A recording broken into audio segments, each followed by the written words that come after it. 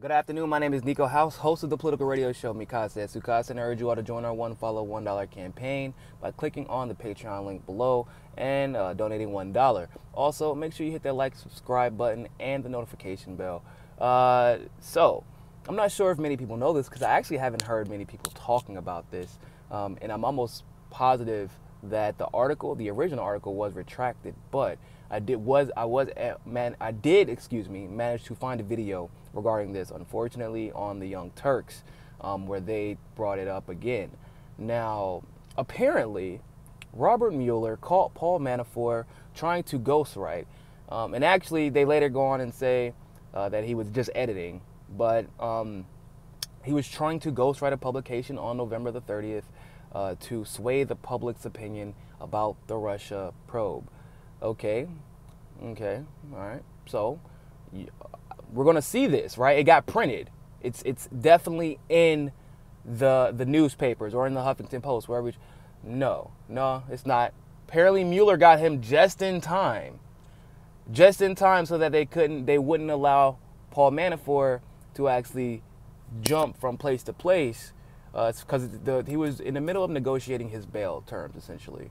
And when he was negotiating those bail terms, he was essentially trying to allow himself to not just be on house arrest, but but have limited travel ability as well. And Mueller decided to pull those negotiations from under him. And it's a little weird because, once again, I feel like, the establishment trying to pull the wool over our eyes. Yes, Paul Manafort should have been arrested, but he should have been arrested like 2 or 3 or 4 years ago when Mueller was actually the FBI director. But what Paul Manafort has gotten arrested for has nothing to do with Russia at this very moment, and therefore that should not have affected the terms of his bail. That should not have affected the negotiations in the least bit.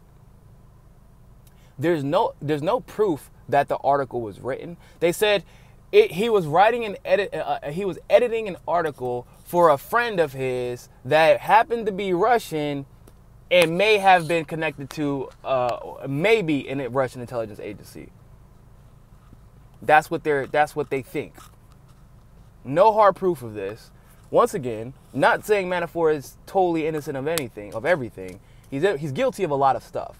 But these things that he was guilty of mattered little to nobody in the establishment world until very recently, when they could use it against him when he wouldn't play ball.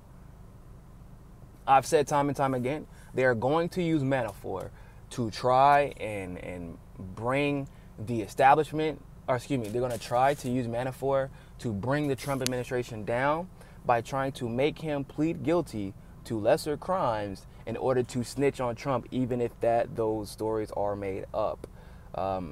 It's a common practice used by lawyers and prosecutors, and I don't see it changing now. It's worked pretty well in the past.